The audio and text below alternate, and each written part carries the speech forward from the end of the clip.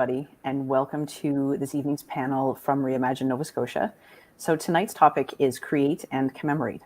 So before we get started, we first wish to recognize that Dalhousie University sits on the ancestral and unceded territory of the Mi'kmaq. We are all treaty people.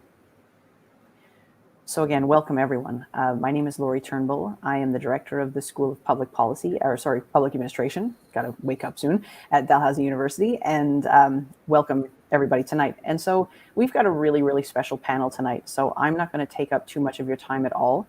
I'm just gonna tell you a little bit about the Reimagine project to kind of give tonight's panel a little bit of context, and then I'm gonna turn it over to the panel members so that you can get right into it.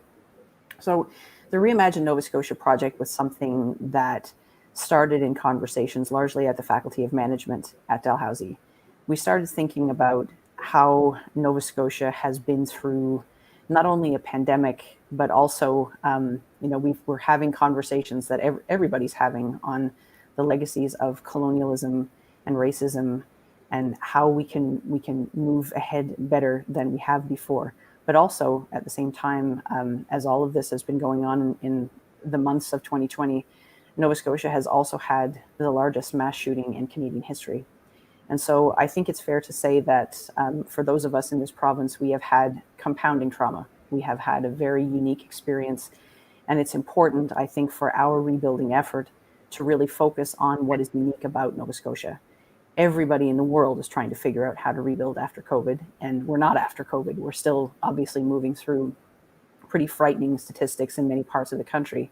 And while Nova Scotia is, has done such an amazing job of managing COVID on a public health level, and other jurisdictions have too, we can see levels of COVID rising.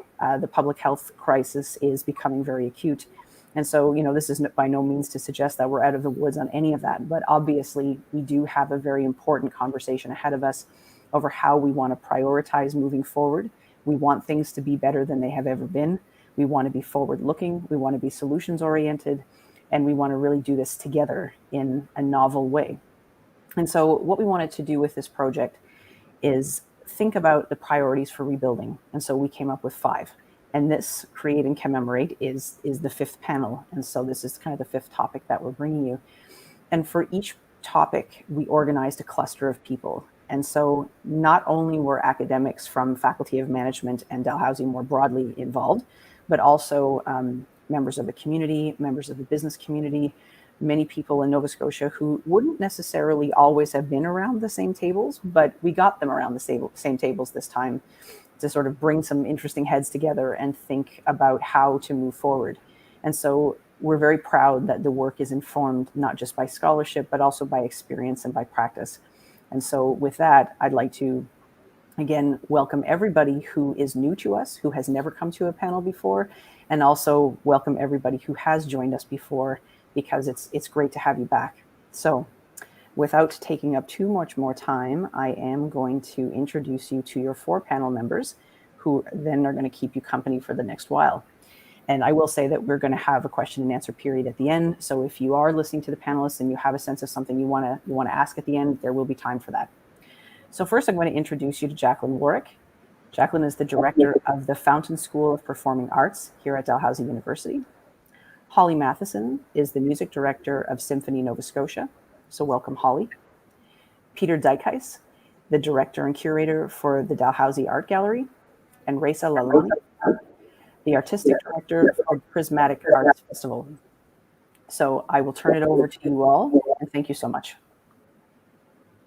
Hi, everyone. Thank you so much, Laurie. It's wonderful to reconnect with my group of panelists. We had such wonderful conversations through the summer with the 3 co-collaborators that are with me here, and also other people in our group included Martine Durier-Kopp, who is an academic dean at NASCAD, Kevin Lewis, a visual artist and film industry professional, Brian Lilly, my colleague, a dancer and choreographer, Nathan Simmons, a wonderful local actor, Karen Spalding, who is a performance presenter and owner of the Carlton, and the artistic director of Neptune Theatre.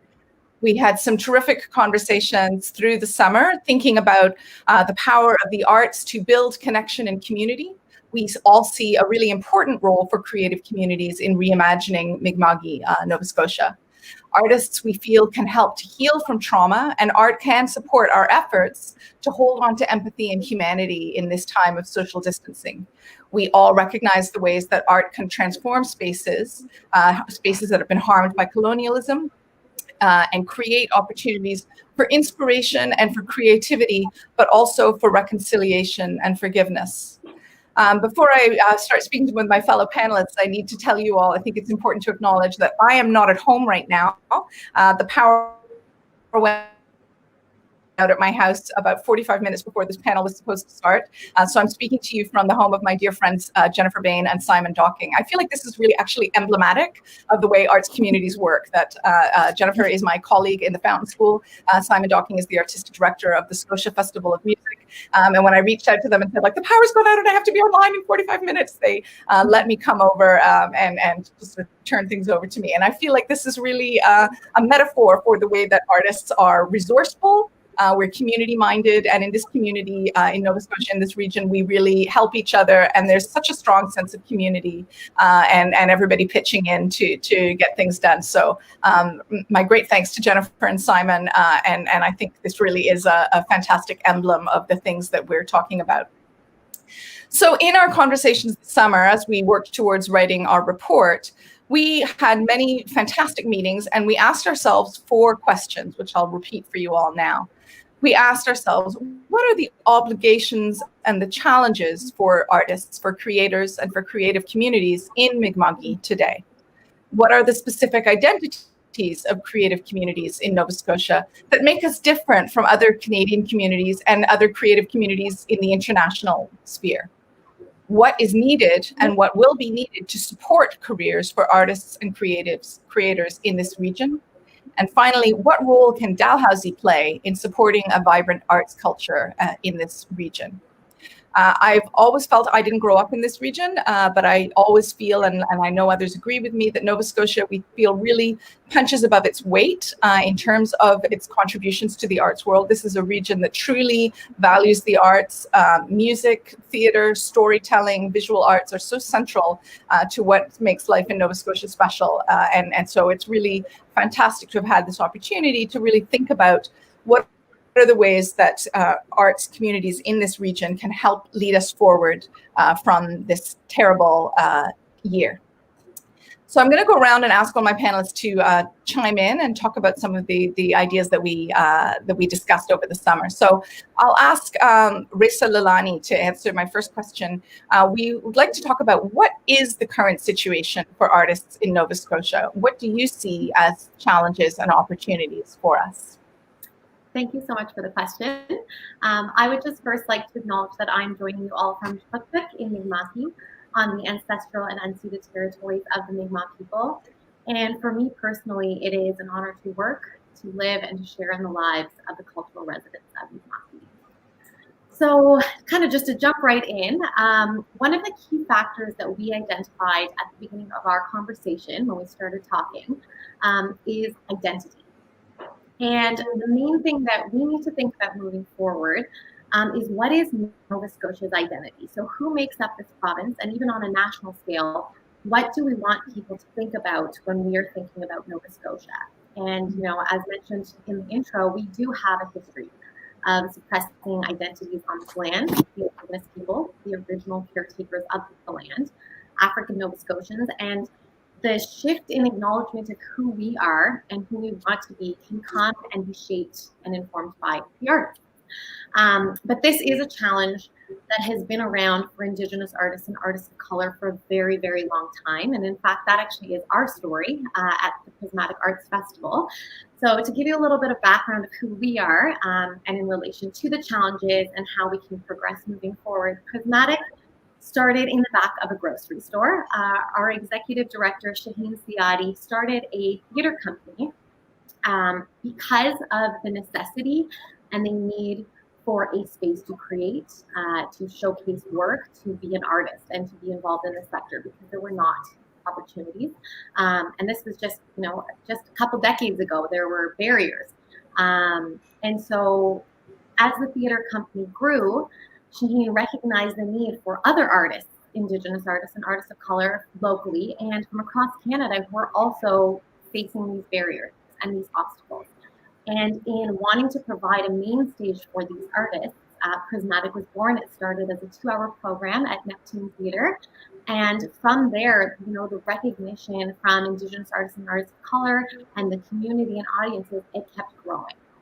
So in sharing that story with you, it's important for us to note and realize that artists tell their story. So for us at Prismatic, it was enabling them, whether that was support through their creative processes or by providing a platform to give opportunities so that they can perform and tell their stories. And I think that is what is going to shape the future identity of this province, so that all voices are represented and all voices are heard.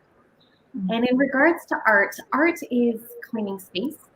Art is connecting and telling stories, and through art we can see a shift in what our identity is, so that there is representation from everyone who is there. And so another thing that kind of came along with identity as we were speaking, that has been a challenge that can move through opportunity, is art and language. Language is intertwined with the community and with identity, and the retention of one's language has been denied through colonialism in this region for a long time. And the importance of decolonizing stages and spaces and having languages and different ways of communication and art forms represented is of the utmost importance in respecting and shaping our future identity. So currently and through this pandemic, there has been shifts in conversations and political movements. And this is something that we acknowledged and we started creating. And I think now it's time to make space for artists, all artists together. We need to work together to support and create opportunities and shape a new identity for Nova Scotia through a positive medium like art. That's great, Raisa. Thanks so much. Peter, I wonder if you'd like to add on to her remarks.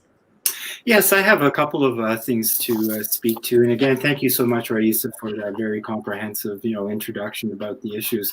For me, being here on Mi'kma'ki as a settler is incredibly important. And one of the projects that I will talk to actually is directly relationship to that in terms of honoring and respecting the territory and the peoples that have been here for 14,000 years. So one of the challenges that I see is really the duress that presentation venues in the performing arts are under due to social distancing limits on audience size inside of buildings. It's maybe a partial solution, but we in the visual arts don't have it quite so tough right now, because we can build social distancing into exhibition design and offer a safe space to both produce and or experience work. So it's important from my point of view then that we combine forces across creative practices and break down the silos and produce hybrid projects to solve mutual problems brought on by COVID and everything else. Just want to share with you 3 examples that we're working on right now. The Art Center right now is closed due to COVID, but as Jacqueline will know, it is also closed due to massive construction and renovations. So a number of months back, we realized we could do mutual service by storing, on behalf of Mountain School of Performing Arts, all of their pianos, like 7 grands and 23 uprights, in the gallery where it was climate controlled and secured during the renovations. So I saw all these pianos rolling into my space and go, this is an opportunity to exactly express what we're talking about in terms of working across platforms. So we're working on a 1-hour program with 7 Fountain School grand pianos, and Fountain School musicians will perform on them. And this will all be in the next couple of weeks, captured professionally by videographers and sound engineers for public release as a broadcast program in January. And ironically, Simon Docking, the host of Jacqueline right now, is one of the people involved with the project. So here we go. Another project, and this is where we go back to speaking about Mi'kma'ki and just the ancestral territory that's of importance. About 6 years ago, there was talk about the development of what was going to be called the Bicentennial Plaza off of the Killam Library area, which was donor walls and seating and just basically, fancy furniture in the landscape. And Christine Macy, then Dean of the School of Architecture and Planning, we went to senior administration and go like, Dal's been around for like 200 years, whoop-de-doo. What about the fact of 14,000 years of ancestral land for the Mi'kmaq people? And that whole project then has been revisioned as the Bicentennial Commons, and a small project that we're going to be part of is just starting underway. So we're working with Indigenous artists to design on campus, outdoors, a pollinator garden, a butterfly garden, and this is based on the spirit of he's deceased now, Mi'kmaq artist named Mike McDonald. So this will be done with Dal's professional staff, the grounds creek keepers, as well as we at the university. But it's an important thing, again, to look at the sort of venues that are doable in a COVID environment, but also a much more public and hybrid project. Third thing here is I wear a number of hats, and one is co-founder of a small artist co-op on North Street named Hermes. And during the last few months, we've given our space to a couple of dancers to use it for choreographic study and practice, just due to the lack of safe space. So it's that sharing again, as Jacqueline is demonstrating right now. It's really, really important. The second challenge, and I'll be brief, is one of the other hats that I've been wearing for the last 6 years, and this is under a topic called survival and resilience, is I've just finished 6 years of service on the Board of Arts Nova Scotia, the province's Arts Council, ending 2 weeks ago, 2-year term as chair. Due to COVID, grant applications for presentation projects are down, but proposals for creation is way up, meaning that artists are cocooning in their studios and making optimistically new work. Hope to see a surge in this creative production in the future, but truth be told, there will be no return to normalcy post-COVID, but future artistic survivability will be assisted by hybrid projects, these collaborations, non-traditional venues, and frankly, clever alternative forms of presentation, both in real time and space and the digital world. Over to Holly.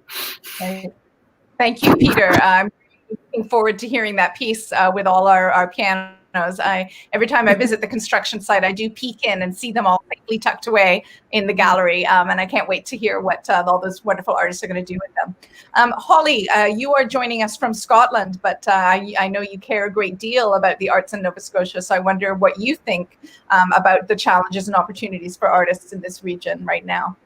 Yeah, I mean, it's been very strange because I've taken over as music director at Symphony Nova Scotia from the other side of the planet. I'm not there, so everything we're doing and my getting up to speed with running an organisation playing a small part in running an organisation rather, is happening from a distance. But in terms of COVID, before I talk about the professional side of things, I'll say music teaching has continued throughout. So amateur playing and students playing has continued throughout. And actually, for most people, the transition to teaching online rather than in person, even though it's exhausting, it's gone reasonably smoothly and has been a really essential form of income for the freelance musician community.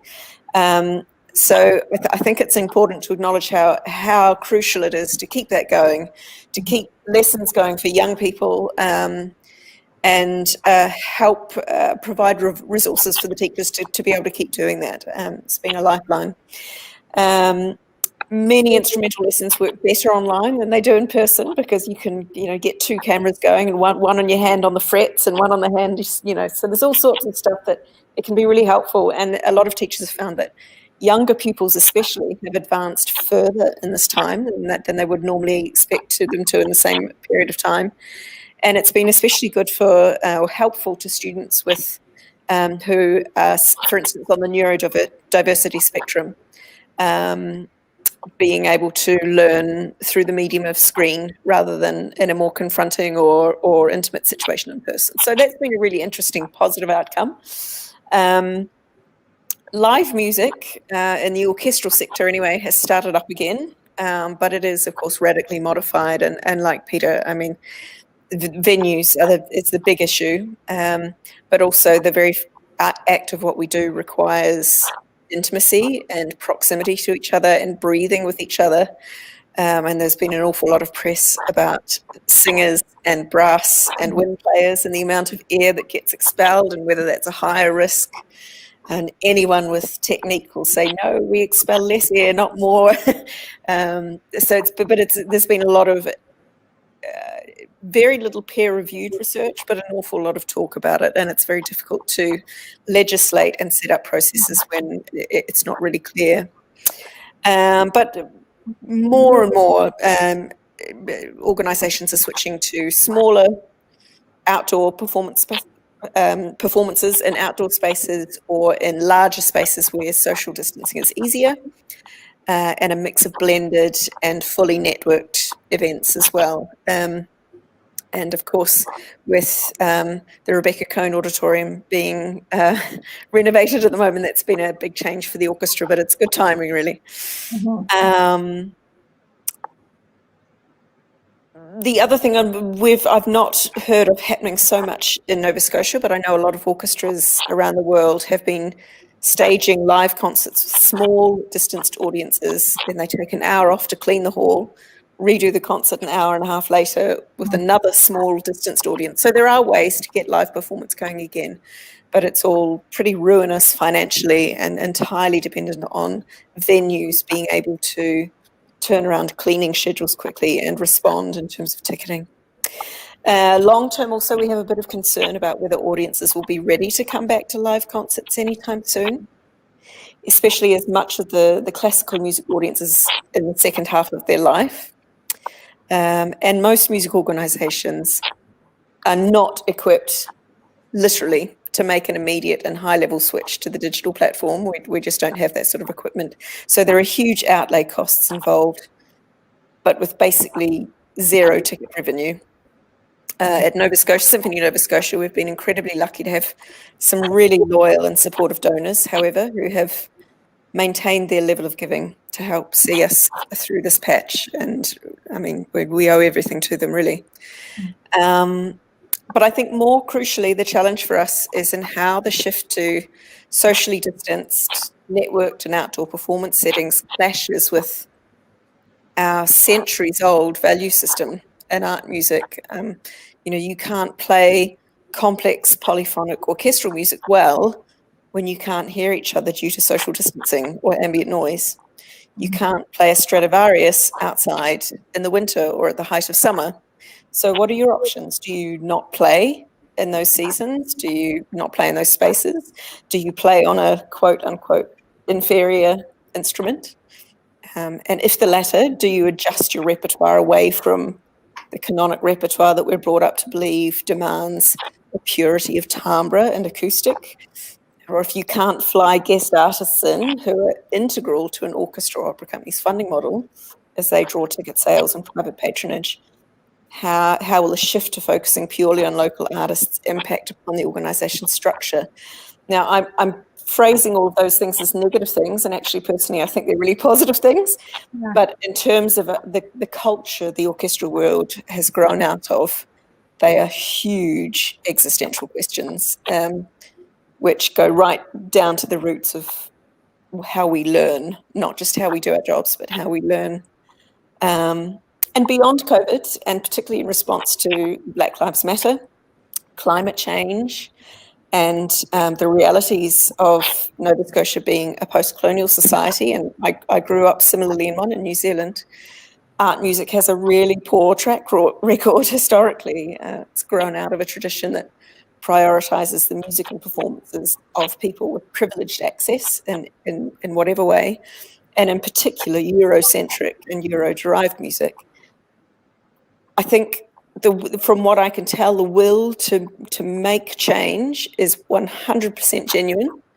And I think that's across the music community, not just in Nova Scotia, but around the world.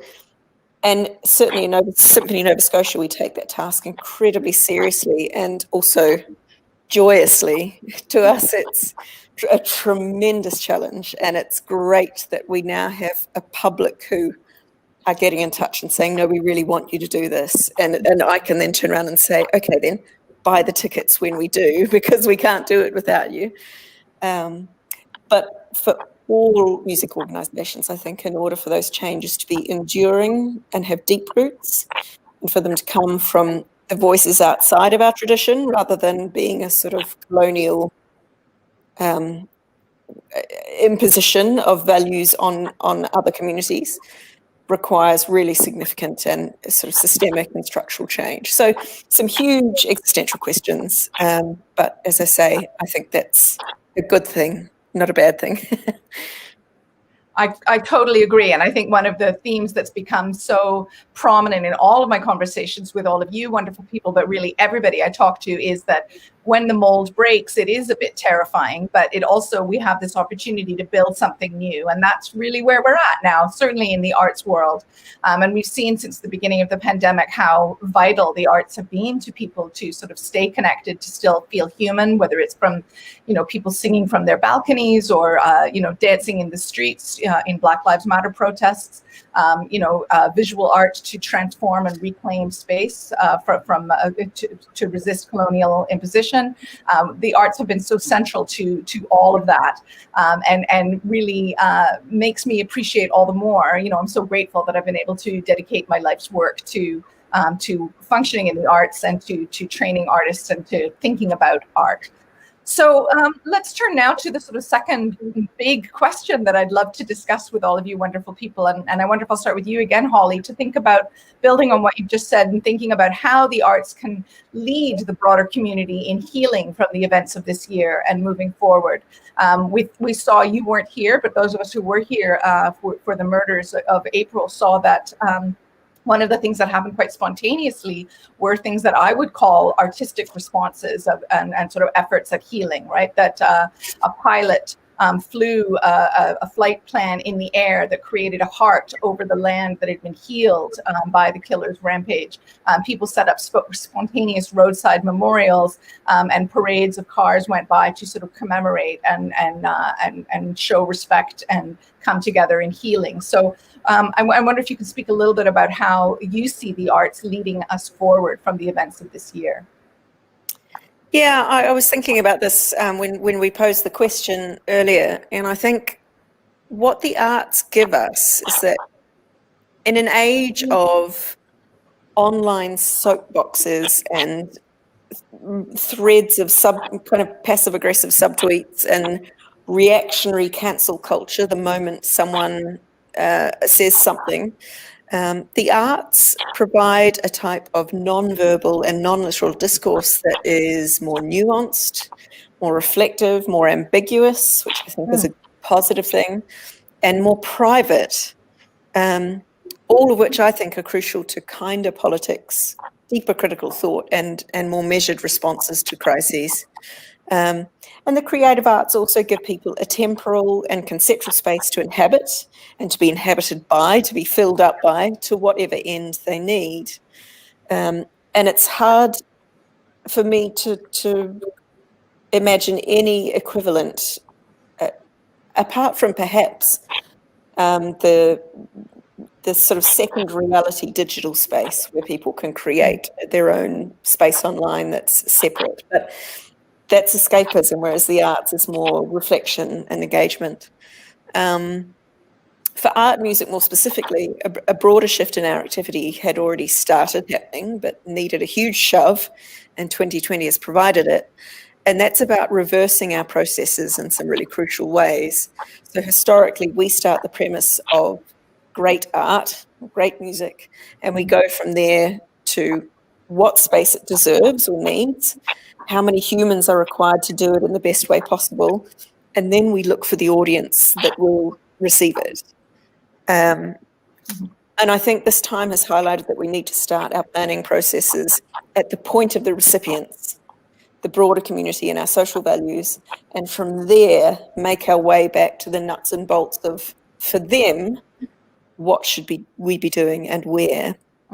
And to other industries that would probably sound so obvious, but for us, the iconicism of the works we play, the way we play them, the buildings we play them in, the clothes we wear when we play them, has become so much an assumption of our industry's planning and funding models that the value system around it has sort of veered all the way over to that side of the road. And I think there's a big restructuring of priorities going on, and 2020 has spurred that on even more. And I think as part of that, we can try to move closer to what I would think of as a more ancient model of artistic activity, which is about doing rather than watching or listening to others do, and about content rather than quality. You know, if you go back to criticism from pre sort of what we think of as the modern orchestra, the equivalent of a modern review in the paper would not talk about how well people played. It would talk about what they played and what it meant, and the content of the work and its significance, and the people who were there. Whereas now you get 5 stars if you didn't play any wrong notes. You know, it's a real shift in values, and it's become much more about consumers buying a product of art. And I think the greatest gift we can give a community and a society is to say, forget that, come and make art with us, come and be part of a performance, come and open yourself up and express yourself. And it doesn't need to be virtuosic. It just needs to be connected and genuine and authentic and vulnerable and brave and all of these other things that we can bring out in people.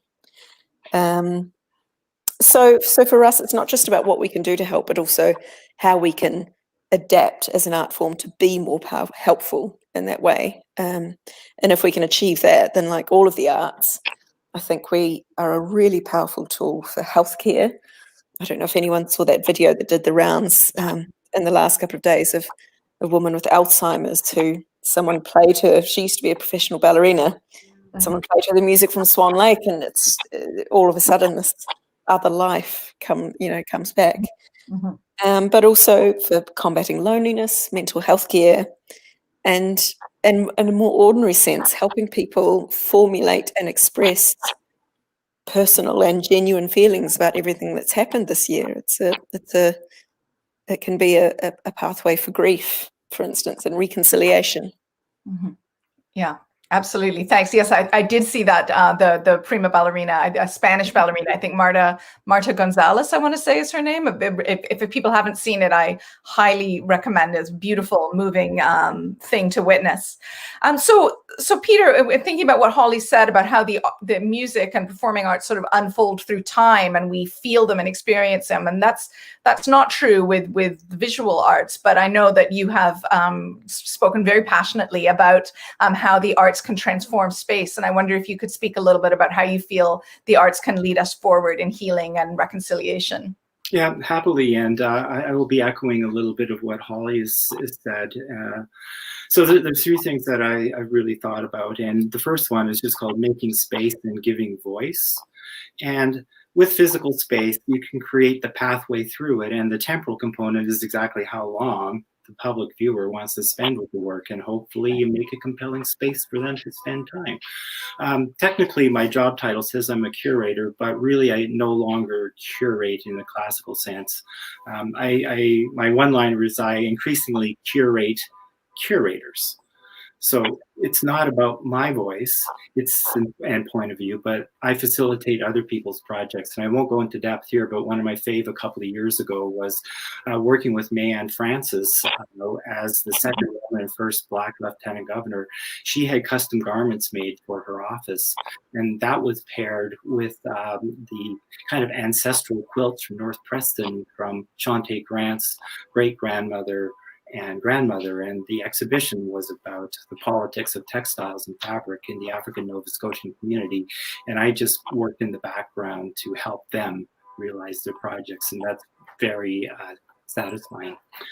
And as Holly said, we talked a lot in our group about the starting point was the rampage, rekindle support for Black Lives Matter and other anti-racist strategies, and a general critique of how fine art is a product of European Western culture. And it led us to understand more deeply how cultural creativity represents powerful personal and community expression for all people, not just those in the fine arts. Second topic I'll just go through is really close to my heart, but it's also important when we speak to medical issues and social issues of respect for the mature and elder folk in our midst.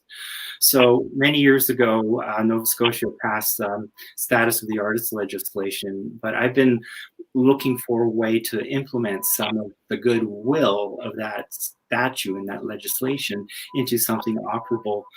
So through Arts Nova Scotia and some other agencies, the initiative also suggests municipal legislation to accommodate living spaces and studio performing facilities, production presentation clusters for mature and elder artists.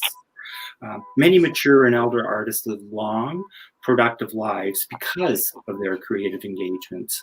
Evidence shows that if we support mature and elder artists now to keep them creative, healthy, and productive, that consequently they will live longer, independent lives and stay out of expensive senior care facilities later. Certainly a hot topic item during the pandemic era.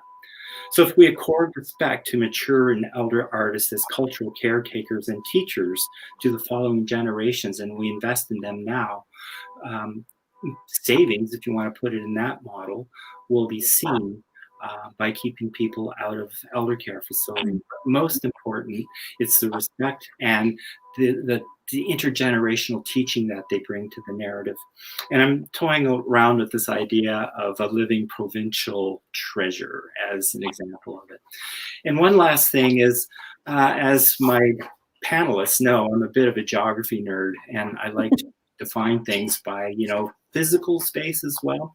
So a number of years ago, I kind of coined this phrase. I blurted it out at a meeting and said, well, Nova Scotia is the right size province. And everyone's looking at me like, well, what do you mean? Well, I mean, it's geopolitically and a culturally unique place. We are a small, right-sized province with a modest population, but our cities and suburbs, towns and villages, rural territories, wildlands, and parklands are relatively close to each other, making travel and communication somewhat easy from all of our shores, with the proviso that high-speed internet should be a citizen's right in this province at this point in time. Like, really. Yeah. So, here we are in Mi'kma'ki. So we start with Mi'kmaq stories and traditions. We have rich and diverse cultural heritage that should all be given voice, not to support only the economic arguments, but to foster deeper understanding and respect of each other while becoming more resilient peoples. And even if there's not that many planes flying around, we're all within minimum of 1 to 8 hours away from each other in this province. So I'm okay if the bubble continues a bit longer and we cross-pollinate our stories amongst ourselves and build resilience that way.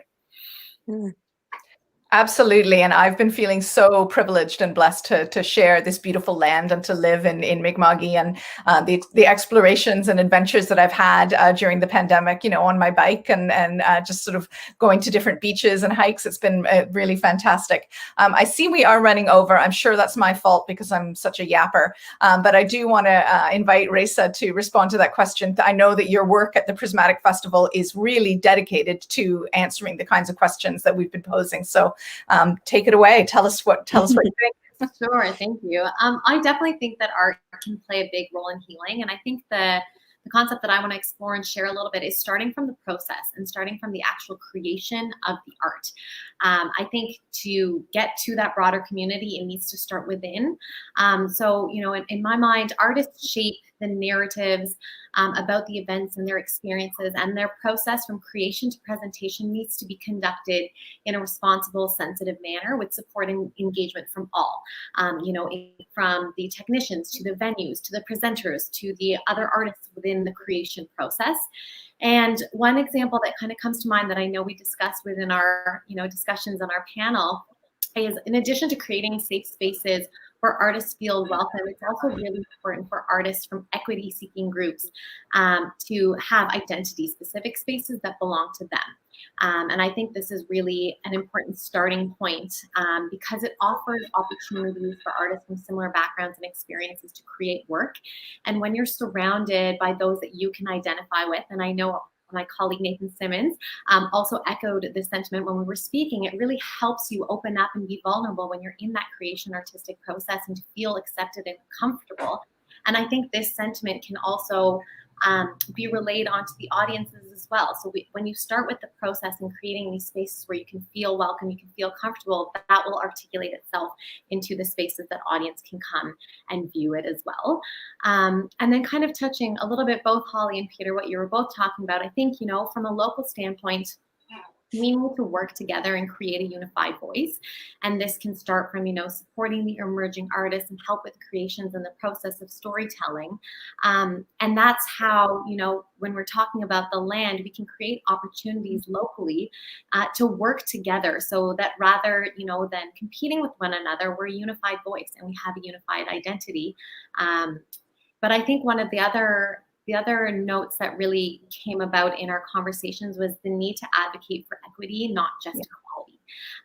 And so I kind of wanted to just touch on that a little bit as well, as equity of representation. So making space for marginalized and underrepresented communities, equity in the investment of resources as well. So not only do we want to see this on a provincial level as we come together to work together, but also shaping the identity of our province to demand equity on a national level, which probably could be a whole nother conversation. So we'll leave it there.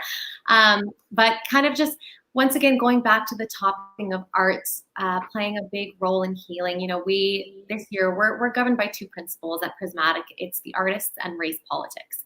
And this year, our intention in the midst of this pandemic was to sustain live performance. And we, you know, kind of scaled down our program. We had an all-Atlantic roster to showcase the local talent that we have here and to provide those main stages for them. And we had performances. We had 2 live performances in a socially distant, safe manner. One was, you know, at a venue, a restaurant that had capacity and protocols in place. And the other one was outdoors on the land in the space. And, you know, just the energy that was felt, and from the artists and from the audiences. I know both of our artists are musicians, Jamila and Owen O'Soundley. As soon as they got on the stage, they said, "This is our first time performing in 7 months to a live audience." And they were glowing, and you could just feel, you know, that energy in the room. And right there, that's healing. That was, you know, the opinion, the embodiment of what art can do for healing. You know, same thing we had an outdoor performance at the Grand Parade, and you know, people showed up, people were there because they wanted to experience it. They wanted to be a part of the community. They wanted to come to a space, you know, where they could be entertained, where they could be safe, where they could be a community together. So I definitely think that it does have a huge role in healing. That's fantastic, Raisa. Laurie, I think you're going to moderate some questions for us. I think I am going to moderate some questions for you. Before we get to that, I just want to thank the panel so much for such an interesting discussion. I think this is such rich content, and obviously you are so passionate and engaged in it. And to hear the different perspectives has been really, really great. I was thinking as you were speaking that I'm from Cape Breton. And one thing that we managed to do differently this year is we did Celtic Colors online. And so some of you maybe have attended Celtic Colors, some not, but it is an international festival that we have every year in October. And it is lots and lots of music. It's about, I think, 10 days. Performers all over the world come to Cape Breton. All stay at the Gaelic College. They all participate in musical education, teaching and learning all day, performances in the evening, and then square dances late into the night. And I can't imagine how to do a square dance in a COVID, you know, in a pandemic. That is a close, sweaty exercise that I don't think translates to social distancing at all. But, you know, every year, Celtic Colors is this fantastic event where it is absolutely world-class music, and the restaurants all over Cape Breton all participate and put absolutely their finest food up. And also, you know, the leaves are all changing colors, so it's absolutely gorgeous. And so it is truly one of the richest multisensory experiences a person can have. And this year we did it online. And so it was really, really interesting to see, like, every night, as much as the artist could, you know, really, you know, kind of relive and reinvigorate this experience that many Cape Bretoners know so well, and many people would be coming to for the first time. And I just, like, it kind of brings me, I'm going somewhere with this, I promise. It brings me to Celtic Colors is something we love to do in Cape Breton, because not only does it bring us visitors but it allows Cape Bretoners to get together and eat and drink and dance, which is what we all love to do. So I wonder how, we in this kind of environment that we're in now, like where things are happening online, we are moving in some spaces to be able to do live performances and things like that, depending on your jurisdiction and everything else. What do you see as the future of this kind of community, creating communities, of local communities, and also bringing larger communities together? Are there things that we're learning here in terms of how we can use, not use, that's not really the right word, but like how art and creativity and creating things and making things together, how that's going to not only fortify and build communities, but also breathe new life into those by inviting visitors? I'll start if that's okay. I think everything you're saying makes a lot of sense to me. I think art, art is what makes us feel human, right? And the success of a piece of art, whether it's literature or sculpture or painting or a piece of music, is when you respond to it and you feel like, yes, that's me. I feel that. I recognize that this art is about me. It speaks to me. And so that can continue to be true even in this strange online world. So if I can brag a little bit about my fantastic students and colleagues, we at the Fountain School of Performing Arts, we normally have a very robust season of concerts and play productions. And of course, we can't do any of that at the moment. But still, our acting students need opportunities to perform, and our technical theater students and costume studies students need opportunities to create work that's going to be seen on stage. So the first production of our season was a play called Concord Floral by a Toronto playwright called Jordan Tannehill. And it is a play about alienation and young people feeling disconnected and anxious. Our production was entirely online. Each of the performers streamed in their performance from their own space. I watched it at home, not this beautiful study, my study at home. I sat, in the dark with my iPad looking at it, and it really, it worked so well in that format, that those feelings of anxiety and disconnectedness and alienation, and yet coming together again and hearing someone else sort of articulate those feelings was so moving for me, and I think for other people as well. So I think there are absolutely, it's different, but we can do such extraordinary things in helping people feel human and connected. Anyone else? Yeah, I'll add a little bit musically. At the beginning and throughout it, actually, there have been a lot of organizations who have done what they would normally do in a normal concert, but stuck a video camera on it and tried to stream it. And of course, it's an obvious solution and it works. It's still a thing. It's still a performance. But actually, I think there's a lot to be said for making what is unique to this time, and making art that works better because it's networked and because it's distanced. So, there are pieces by John Cage that are designed to be sort of happenstance things of people doing activities separately that we happen to hear at the same time. Mm-hmm. Same, Charles Ives played around with that sort of stuff as well. So I think it's about trying not to fight against the situation we're in and the resources we have, and instead look to leverage them and go, well, what's possible during this time that is actually really hard in a normal live performance, and where we are continuing to connect with audiences online. Don't pretend that it's not online. Look at the camera and talk to people through the camera and use a different format. And for me, that's the key of it, feeling genuine and feeling that there's some connection to it. The question, of course, which you kind of hinted at, Laurie, is will there be a point at which we can all gather together in a town square and drink beer and cuddle each other? Who knows? But there were times in history where that would have been unthinkable for other reasons, social reasons. There are still communities around the world today that without COVID can't do that because of social reasons, gender reasons, religious reasons. So we've been privileged to be able to, perhaps, but I think we're a species that adapts, and I think we will find other ways to find meaningful connection. if I can add to that, I mean, as I said previously, like we're not going back to a normal that pre-existed us, and in many ways we can't think ourselves through these issues right now.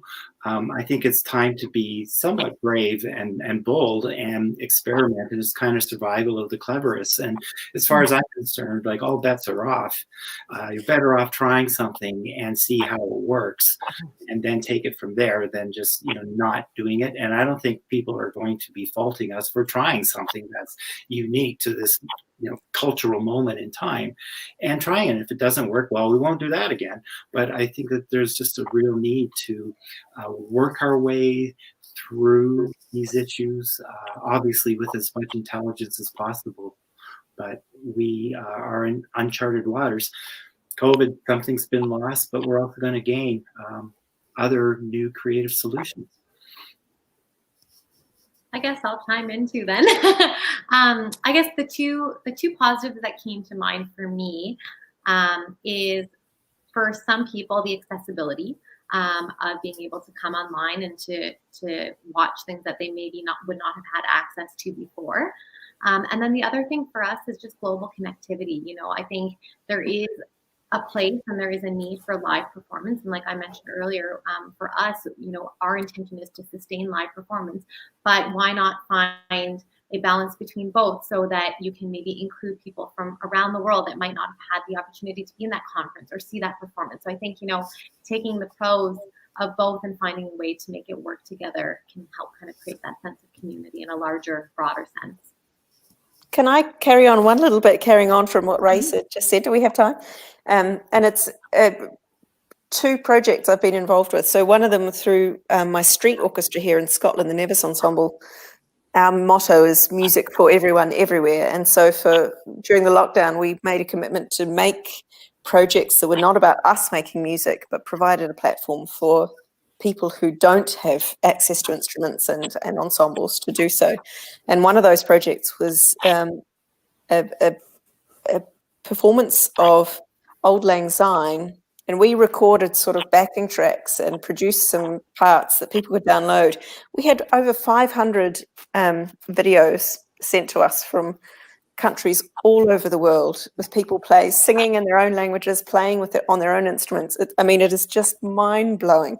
And the 500 of us would never have sung a song together, never in a million years.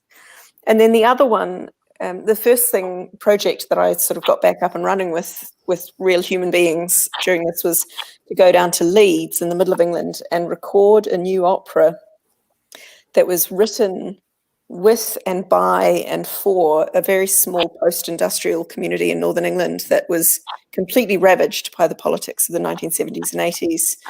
All of the industry and shipbuilding and train building was taken away, and along with that disappeared cultural buildings, local Amdram society, all because it was unviable.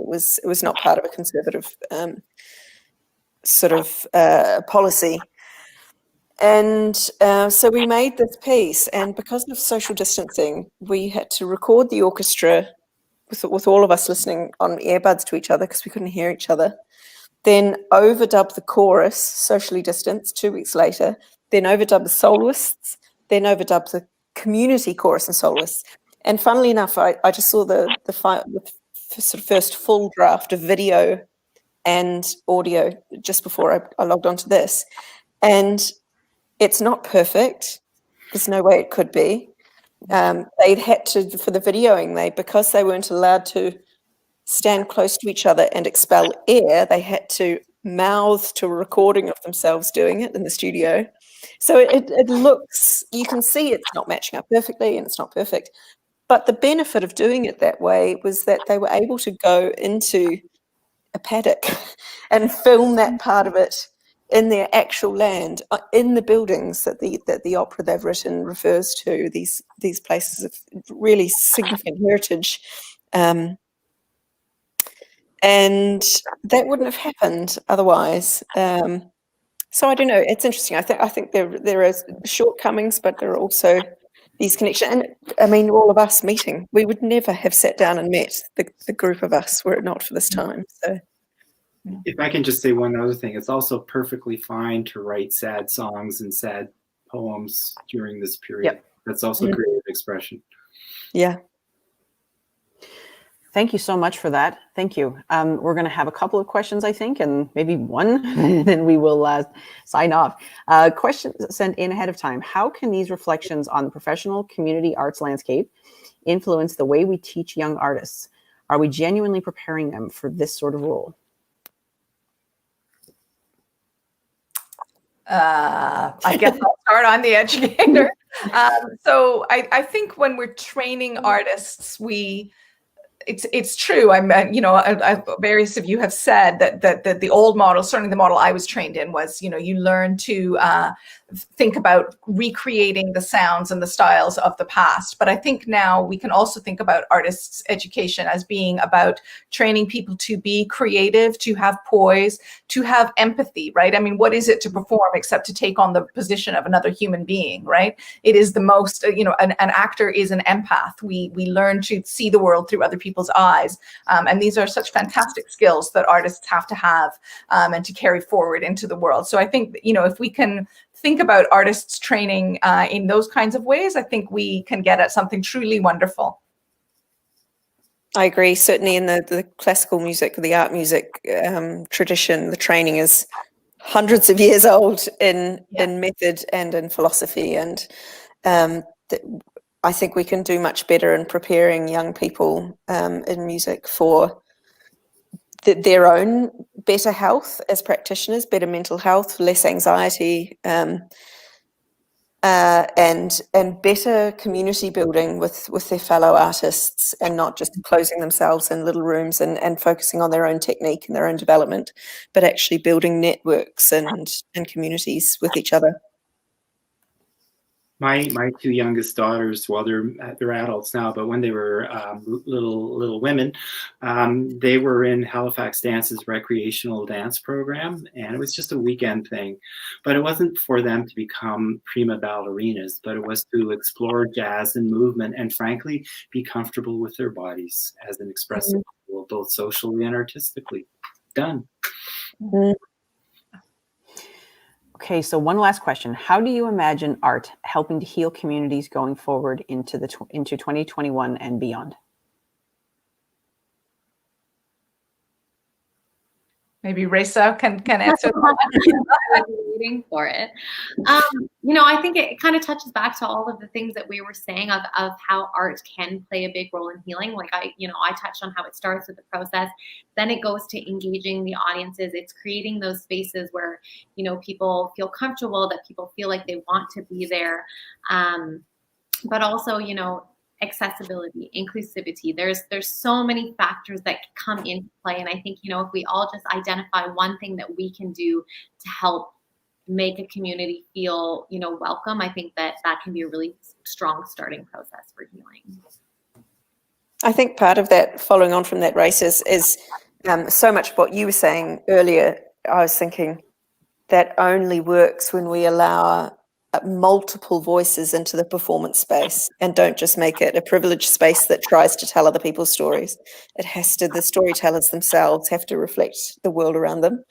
And that comes not just from the performers side of things or the artist side of things, but this is about boards and this is about staff members and things. That it comes from that level of depth.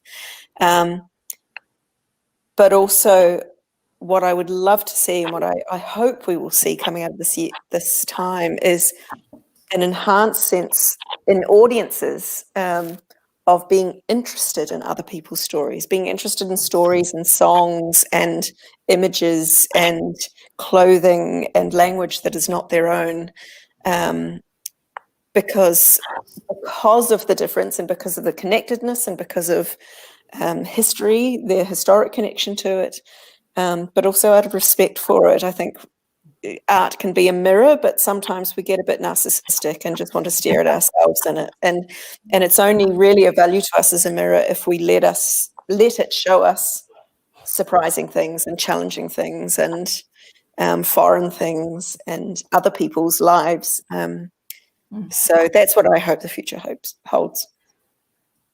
That is a wonderful note to end on. Thank you to the panel so much. This was such a rich session, and I really appreciate how much you all gave, not only to the panel discussion tonight, but to the project overall. We're much, much better off for the work that you've done, and we do really appreciate that. I'd like to thank the panel, but I'd also like to thank the people who are making the magic happen behind the scenes here. All this technology does not work by itself, so I'd like to thank Lori and Rose and Nicole for making this all happen. I'd like to thank Corinna, our interpreter tonight, and all of you for coming and spending the evening with us, obviously.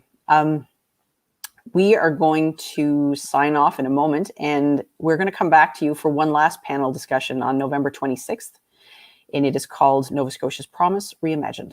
So hopefully you'll join us for that. And once again, one last thanks to the panel. Thanks so much, everybody. Have a great night. Pleasure. Thank you. Thanks.